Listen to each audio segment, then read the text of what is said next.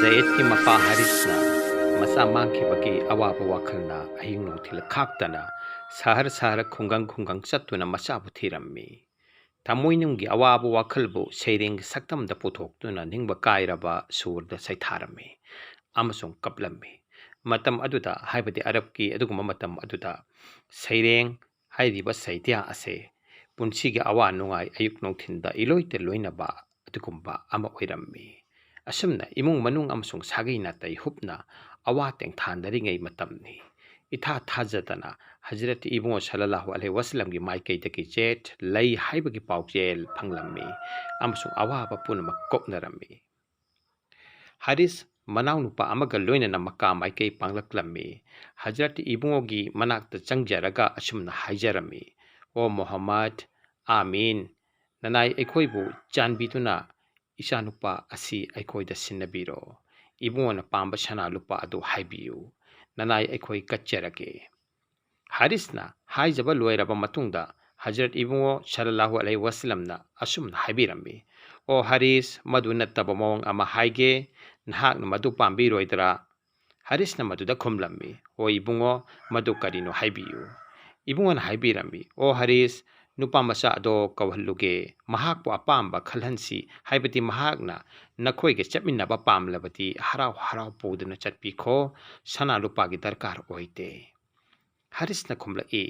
अदोमना ताकपीरिबा सना याथंग असिदी थौजानगी मथक्ता थौजानी इबुंगो सल्लल्लाहु अलैहि वसल्लम नमी थाबिदुना जैद पु कवहल्लुरे मदुगी मतुंगदा जैद तहंगलम्मी ओ जैद नंगना पामलिबा नंगना फमलिबा मेहमान अनि असे मसक खंगबर मुन्ना येंगो जैदना खुमलखी इनिंगथौ इबुंगो अहल असिना इपानी अमसिना इखुरानी इबुंगोना हाइबिखी जैद नपा अमदि नखुरागा चटमिन्नखिबा पामलबती हराव हराव चटमिन्नखरो अपोपी नमा इबेमगा उनजरुरो आइगे लेमिनबा पामलगना लेमिनकिसी हाइरि वफम अनि असिदा नहाकना पामबा अमा खल्लगा पाखुम पियु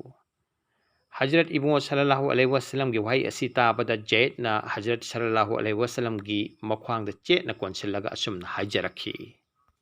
इनिंगथौ नत्ते नत्ते ननाइदी इबुंगो सल्लल्लाहु अलैहि वसल्लम बो थादोक्तुन चटपा ngamजरोय ननाइबु थापना थंबिगनु जैद की मपाना यामना सावना हाइरखी ओ जैद नपा नमा नमा नपा अमसुंग नरमदम थादोक्तुना मीगी मयुमदा मिनाइ नाइथांग ओइदुना लैबना हेना पामलबरा मपागी मफमदा जैना सुमना खुमखी इपा इबुंगो अदुमना हाइबिगनु नसाबु कैदौनुंगदसु हजरत इबुंगो सल्लल्लाहु अलैहि वसल्लमना मिनाइगुमना थंबिरमखिद्री आइबु चानबीरिबा असिगुमना अपोपा मसा अमदा फावबा चानबीरगमनी हाइना थाजते मफम असिदा आइन उरिबा मतिक मंगाल अमसुंग फंगलिबा नुंगाइबा असिबु होंदोकलमलगा चटपा हाइबा असिदी नचागी थवाइगा हकचांगा खाइनबगुम थोक्कनी आइगी थमोइनोंगी अचेतपा किसी असिबु थोक्पदी शक्ति अमतना ngamlaroy जैद के असिगुम्बा नुंगसीरबा वहाइसिंग असि ताबदा हजरत इबुंगो सल्लल्लाहु अलैहि वसल्लमना पेनखिदुना जैद की खुदांग नामा पाइरदुना कुरेश की मियामना लैरिबा माइकै अदोमना चटलम्मी अमसुंग मियाम अदुबु खंगहनबा ओइना सुमना हाइरक्लम्मी मदुदी कुरेश की इपा इशा अमदे इचिन इनाव पुन्नमक जैद हाइबा नुपा मचा असे आइगी इशानी महाक आइगे वारिसनी अयहाकसु मागे वारिसनी हजरत इबुंगो सल्लल्लाहु अलैहि वसल्लम अमसुंग जैद की मरक्ता असिगुम्बा नुंगसीनबगी वहाइसिंग असि ताबदा हारिसना मचाबु हराव हराव हजरत इबुंगो सल्लल्लाहु अलैहि वसल्लम की मचकुत्ता सिन्नरमलगा मखोइ मसिन मनाव अनि मयुम माइकै पांखिरमी मतम मधु मकादा नोंग कंगबा हाइबदि नोंग कांगबा मरमना चा तांगबा थोक्लम्मी हाइरी मसिगी मरमना इना खुनबसिंग फावबदा खमथेंगना वनरमी हुजूर की ससा अबू तालिब मतिक मगुल लैबा मकागी दरबार हाइबदि सरकार ओइजरबसु सरदार ओइजरबसु लुसिंगबा अमा ओइजरबसु मसागी लैजबा मरन मथुमना इमुंग मनुंगी सदिंग तौबदा खम थेंगना वारबा मतमनी मधु उबदा हजरत इबुंगो सल्लल्लाहु अलैहि वसल्लमना कुरेश की इना खुनबा मियोइसिंगदा सल्लीबा चाचा अब्बास की मनाक्ता सत्तुना सुमना हाइरम्मी चाचा जान ꯏꯄꯟꯒꯤ ꯑꯋꯥꯕ ꯑꯁꯦ ꯆꯆꯥꯅꯁꯨ ꯍꯦꯟꯅ ꯈꯪꯕꯤꯔꯦ ꯃꯔꯝ ꯑꯁꯤꯅ ꯆꯆꯥꯅ ꯑꯉꯥꯡ ꯑꯃ ꯊꯝꯕꯤꯔꯣ ꯑꯩꯅ ꯑꯉꯥꯡ ꯑꯃ ꯊꯝꯂꯒꯦ ꯃꯗꯨ ꯑꯣꯏꯔꯕꯗꯤ ꯏꯄꯜꯒꯤ ꯑꯋꯥꯕ ꯈꯔ ꯃꯈꯩ ꯀꯣꯛꯀꯅꯤ ꯈꯜꯂꯤ ꯃꯑꯣꯡ ꯑꯁꯤꯅ ꯖꯅꯥꯕ ꯑꯕꯨ ꯇꯥꯂꯤꯕꯀꯤ ꯃꯅꯥꯛꯇ ꯆꯠꯇꯨꯅ ꯋꯥꯐꯝ ꯑꯁꯦ ꯅꯤꯡꯁꯤꯡꯂꯨꯕ ꯃꯇꯝꯗ ꯑꯕꯨ ꯇꯥꯂꯤꯕꯅꯁꯨ ꯋꯥꯐꯝ ꯑꯁꯦ ꯍꯔꯥꯎꯅ ꯌꯥꯕꯤꯔꯛꯂꯝꯃꯤ ꯑꯗꯨꯒ ꯑꯀꯤꯜꯒꯤ ꯑꯉꯥꯡ ꯌꯥꯝꯅ ꯑꯣꯏꯔꯤ ꯑꯗꯨꯒ ꯑꯀꯤꯜꯗꯤ ꯑꯉꯥꯡ ꯌꯥꯝꯅ ꯑꯣꯏꯔꯤ ꯑꯩꯒ ꯂꯩꯃꯤꯟꯅꯒꯦ ꯃꯁꯤ ꯅꯠꯇꯕ नखोइन अपाम्ब खल्लग पोखिबा यारे हरकलमी हजरत इब्न सल्लल्लाहु अलैहि वसल्लम आली अमसुंग जाफर बुना हजरत अब्बास रजियल्लाहु अन्हु न मयुमद पुदुना लाक्लमी मतम असिदगी हजरत अली रजियल्लाहु अन्हु हजरत इब्न सल्लल्लाहु अलैहि वसल्लम युमद लेरखी खाना काबा सिदोकलग साबा अमसुंग हजरत इब्न बिसारपति ओइबगी मतंग असिदा पंजनिंगी मदुदे ख्रिस्ताब को चद्रुक मंगादा हजरत इब्न की सही कुंथराग मंगा सुरकपा अदुवाइदा मक्कागी मियामना खाना काबा अमुक खाना शानबगी तमक्ता खनरकलमी मरमदी मक्का हाइबा मफम मसे सिंग इकोई कोइसिनबा माइकई मरिमक्ता सिंगी सिंगलक्ता गाइबा अमसुंग खाना काबा न मयाइदा लेबा लमदमनी काबागी फगलांग नेमलमी अमसुंग मथकसु कुबलमदे सही अदो नोंग यामना कना ताखिबा मरमना सहरगी युम अयाम्बा किनथरमी अमसुंग चिंगथक्तगी चेनथरकपा अकनबा इसिंगना काबागी फगलांग चखाइरमी मरम असिदगी काबाबा मुखना सिदोकलगा साबा पामनरमी अल्लाहगी युम असि साननबा खन्नरिङै तंग हलक असिदा रोम मचा अमा इसिंग जहाज अमदा ममल यामलबा उ युम साबदा चंगदा मचा कयामरम हापचिलगा मिसरदगी हाइबति ngasi इजिप्तगी हप्सा लेपाक तमना लाकपदा जिद्दागी हिथांग फाम यवरकलमी अदुबु जहाज तो अकन मफम अमदा थेंजिंदुना कायरकपदगी पोटचैसिंग अदु लोइन लौथबा तारम्मी अमसुंग हप्सा यौबा मथंग जहाज अमा ngaiduna leirami wafam asigi paw kores singna tarami amasung thuna yangna upot wapot sing ase leihungnabagi tamakta mi thaduna rom masa aduga maman manthum mantikna hallami Allah gi namakta yum mama shanabagi warini haibase khanglakpadagi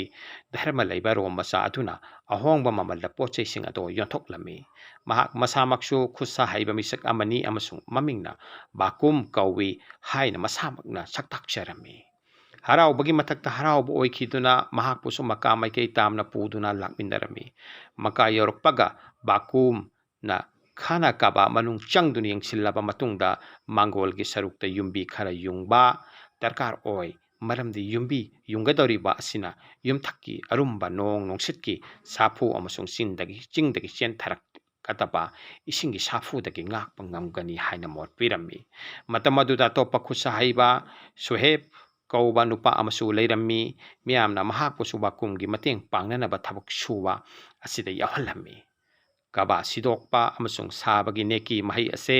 सागै खुदिंगमकना फंगजनिंगलम्मी मरमदुना थबक असिगिदमक्ता सरुक मचेत मचेत येंथोकनरम्मी सिदोकदबा नुमित अदो यौरकपददी मकोइदा अकीबा अमा फावरकलम्मी मदुदी सही खरगी ममांगदा अब्रारहा निंगथौ अमदी महाकी लानमी तेंगोलगी मथक्ता थोखिबा अकीबा फंगलबा थौदोक अदो निंगसिंगलक्लमी अदुमक ओइरबसु मियामना दुआ कया निजदुना अमसुंग कुर्बानी कया तौरगा ख्वाई मक्तगी यहान हानबदा वलिद बिन मुगरीराना यामना कीजबा मोंगदा खुत्ता खुलाई पाइदुना खाना काबाबु थुगाइबा हवरकलमी कुरान गी सूरा फिल गी वही सिंग अदो निंगसिंगलई आयात सिंग अदो निंगसिंगलई नंग उखिदबरा सामू मरुप मपीजाबू नंगी मफूना करमना तौबीखिबगे मखोइगी लौमलम चावबा थौसिन थौओंगबू महाकना मांगहनबीखिदबरा अदुगु महाकना थाबीखि उचेक संगू अबाबिल मखोइगी मायोक्ता मदुना मखोइगी मथक्ता मै इकलबा लेपाकी नुंग हुंथबीरम्मी मदुगी मतुंगदा सा सन्ना चादुना मचेत मचेत तहनखरबा छजिक्को मखोइगी फियम ओहेनखी मियाम पुनमक अकीबा चाबगा लोइनना वलिद बिन मुगीरादा करी तौगदबनो हाइने येंगदुना तुमिन लेनरमी अहिंग अदो असुमना हौखरे नोंगाले वलिद करीसु तौरक्तरे हौजिक्की नरंबा अदो कोखरबनिना पुनमक अमत्ता ओइना थबक सुबा हौनरगलम्मी हाना लेरंबा फगलांग अदो थुगाइबा लोइदुना लेखा हाइबदी तान थबा हौरकलम्मी असुमना मखा ताना तौथखिबना तौरिबा योट अदुगी मसिन हनगटपा मफम अदुदगी नुंग चनबा हौरकलमी ꯅꯨꯡꯗꯤ ꯃꯔꯥꯡ ꯀꯥꯏꯅ ꯐꯪꯕ ꯃꯐꯝ ꯑꯣꯏꯕꯅꯤꯅ ꯑꯐ ꯑꯐꯕ ꯅꯨꯡ ꯉꯥꯛꯇ ꯈꯜꯂꯒ ꯆꯠꯂꯝꯃꯤ ꯍꯟꯗꯛꯀꯤ ꯈꯥꯅꯥ ꯀꯥꯕꯥ ꯁꯥꯕ ꯑꯁꯤꯗ ꯍꯖꯔꯠ ꯏꯕꯨꯡꯉꯣ ꯁꯜꯂꯜꯂꯥꯍꯨ ꯑꯂꯩꯍꯤ ꯋꯁꯜꯂꯝ ꯃꯁꯥꯃꯛ ꯑꯃꯁꯨꯡ ꯃꯄꯥ ꯏꯕꯨꯡꯉꯣ ꯃꯄꯥ ꯃꯇꯣꯟꯁꯤꯡꯁꯨ ꯁꯔꯨꯛ ꯌꯥꯔꯝꯃꯤ ꯃꯑꯣꯡ ꯑꯁꯨꯝꯅ ꯃꯊꯪ ꯐꯛꯂꯥꯡ ꯑꯗꯨ ꯆꯟꯈꯠꯂꯛꯄꯗ ꯍꯖꯔ ꯑꯁꯋꯠ ꯑꯃꯨꯕ ꯅꯨꯡ ꯀꯥꯕꯥꯒꯤ ꯐꯛꯂꯥꯡ ꯆꯟꯕꯗ ꯍꯥꯞꯄꯒꯤ ꯃꯇꯥꯡ ꯌꯧꯔꯛꯂꯝꯃꯤ ꯍꯥꯏꯔꯤꯕ ꯅꯨꯡ ꯑꯁꯦ ꯍꯖꯔꯠ ꯏꯕ꯭ꯔꯥꯍꯤꯝ ꯑꯂꯩꯍꯤ ꯁꯂꯥꯝ ꯃꯄꯥ ꯃꯆꯥꯅ ꯍꯥꯞꯂꯝꯕꯅꯤ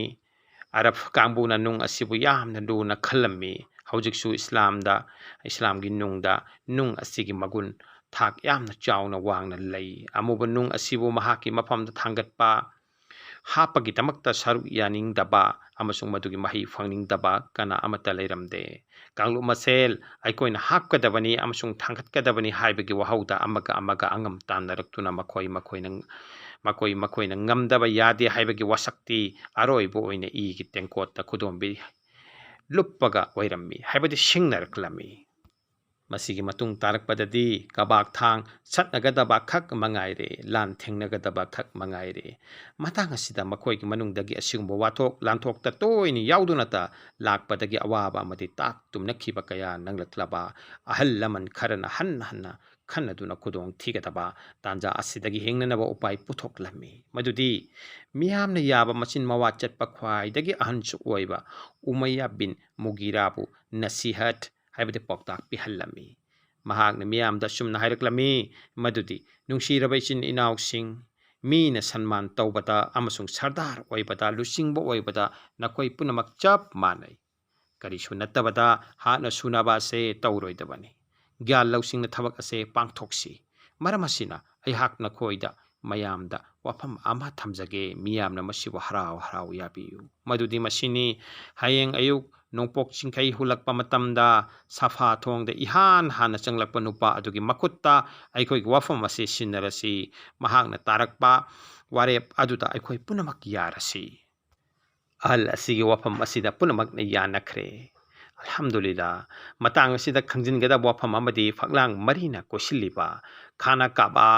ꯑꯁꯤꯒꯤ ꯃꯅꯨꯡ ꯆꯟꯕ ꯁꯔꯨꯛ ꯈꯔ ꯃꯇꯝꯗꯨꯗ ꯁꯦꯜ ꯊꯨꯝ ꯀꯣꯟꯅꯗꯕꯗꯒꯤ ꯂꯦꯝꯗꯨꯅ ꯂꯩꯍꯧꯏ ꯃꯗꯨꯕꯨ ꯍꯥꯇꯤꯝ ꯀꯥꯕꯥ ꯍꯥꯏꯅ ꯀꯧꯅꯩ ꯐꯛꯂꯥꯡ ꯈꯨꯗꯤꯡꯒꯤ ꯃꯥꯏꯀꯩꯔꯣꯝꯗ ꯊꯣꯡ ꯑꯃꯃꯝ ꯄꯥꯜꯂꯝꯃꯤ ꯁꯐꯥ ꯆꯤꯡꯒꯤ ꯃꯥꯏꯀꯩꯗ ꯄꯥꯟꯕ ꯊꯣꯡ ꯑꯗꯣ ꯕꯥꯕꯨꯁ ꯁꯐꯥ ꯍꯥꯏꯕꯗꯤ ꯁꯐꯥ ꯊꯣꯡ ꯍꯥꯏꯅ ꯈꯪꯅꯩ ꯊꯣꯡ ꯑꯁꯤꯒꯤ ꯃꯥꯏꯀꯩꯔꯣꯝꯗ ꯍꯌꯦꯡ ꯏꯅꯨꯡ ꯉꯥꯟꯕ ꯍꯧꯔꯛꯄꯗ ꯏꯍꯥꯟ ꯍꯥꯟꯅ ꯆꯪꯂꯛꯀꯗꯕ ꯃꯤ ꯑꯁꯤ ꯀꯅꯥ ꯑꯣꯏꯔꯒꯕ ꯃꯤꯌꯥꯝꯅ ꯋꯥꯐꯝ ꯑꯁꯦ ꯂꯥꯡꯇꯛꯅꯅ ꯉꯥꯏꯅꯔꯝꯃꯤ ꯑꯜꯂꯥꯍ ꯇꯥꯂꯥ ꯃꯄꯨ ꯃꯍꯥꯛꯀꯤ ꯈꯨꯠꯁꯤꯟ ꯊꯧꯔꯥꯡ ꯌꯦꯡꯕꯤꯌꯨ ꯃꯝꯂꯝꯕ ꯑꯇꯤꯌꯥ ꯃꯈꯣꯏꯗ ꯉꯪꯒ꯭ꯔꯥꯟꯅꯕ ꯃꯆꯨꯅ ꯁꯟꯗꯣꯔꯛꯄ ꯃꯇꯝ ꯑꯗꯨꯃꯛꯇꯗ ꯕꯥꯕꯨ ꯁꯐꯥꯔꯣꯝꯗꯒꯤ ꯃꯁꯛ ꯃꯇꯧ ꯅꯤꯡꯊꯤꯖꯔꯕ ꯄꯥꯈꯪ ꯑꯃ ꯈꯥꯅꯥ ꯀꯥꯕꯥ ꯇꯝꯅ ꯆꯪꯁꯤꯜꯂꯛꯂꯝꯃꯤ ꯑꯍꯤꯡ ꯃꯤꯡꯁꯦꯟ ꯈꯥꯡꯗꯨꯅ ꯂꯨꯝꯗꯨꯅ ꯉꯥꯏꯔꯝꯕ ꯃꯤꯑꯣꯏꯁꯤꯡ ꯑꯗꯨꯅ ꯃꯁꯛ ꯈꯪꯂꯗꯨꯅ ꯈꯣꯟꯖꯦꯜ ꯑꯃꯠꯇ ꯑꯣꯏꯅ ꯂꯥꯎꯔꯛꯂꯝꯃꯤ ꯑꯥꯃꯤꯟ ꯑꯥꯃꯤꯟ ꯃꯣꯍꯝꯃꯗ ꯑꯥꯃꯤꯟꯒꯤ ꯕꯤꯆꯥꯔꯗꯤ ꯑꯩꯈꯣꯏꯅ ꯄꯨꯛꯅꯤꯡ ꯍꯛꯆꯥꯡ ꯌꯥꯎꯅ ꯌꯥꯒꯅꯤ ꯌꯦꯡꯕꯤꯌꯨ ꯃꯍꯥꯛꯀꯤ ꯖꯥꯇꯤꯅ ꯏꯕꯨꯡꯉꯣ ꯍꯖꯔꯠ ꯃꯣꯍꯝꯃꯗ ꯃꯨꯁꯇꯐꯥ ꯁꯜꯂꯜꯂꯥꯍꯨ ꯑꯂꯩꯍꯤ ꯋꯁꯜꯂꯝꯕꯨ ꯀꯌꯥꯗ ꯊꯥꯖꯅ ꯌꯥꯕꯤꯔꯕꯅꯣ ꯍꯖꯔꯠꯅ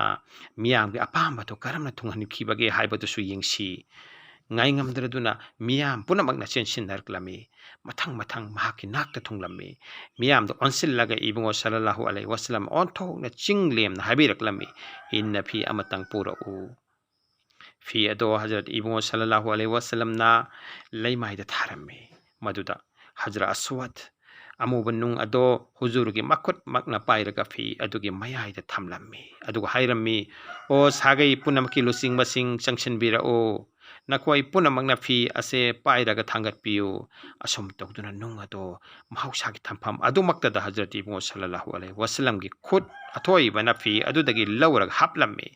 ꯑꯁꯨꯝꯅ ꯍꯨꯖꯨꯔ ꯁꯜꯂꯜꯂꯥꯍꯨ ꯑꯂꯩꯍꯤ ꯋꯁꯜꯂꯝꯒꯤ ꯁꯦꯡꯂꯕ ꯄꯨꯛꯆꯦꯜ ꯈꯨꯗꯣꯡ ꯊꯤꯔꯕ ꯂꯥꯟꯖꯥꯎ ꯑꯁꯤꯒꯤ ꯃꯩꯔꯤ ꯑꯗꯣ ꯄꯨꯝꯃꯨꯠ ꯃꯨꯊꯠꯈꯤꯗꯨꯅ ꯖꯥꯇꯤ ꯃꯁꯦꯟ ꯍꯥꯟꯅꯒꯨꯝꯅ ꯅꯨꯡꯁꯤ ꯆꯥꯟꯅ ꯂꯩꯃꯤꯟꯅꯈꯤ ꯑꯃꯁꯨꯡ ꯀꯥꯕꯥ ꯁꯥꯕ ꯂꯣꯏꯁꯤꯟꯗꯨꯅ ꯑꯜꯂꯥꯍ ꯃꯄꯨ ꯃꯍꯥꯛꯀꯤ ꯊꯧꯖꯥꯟ ꯄꯥꯡꯊꯣꯛꯈꯤꯔꯝꯃꯤ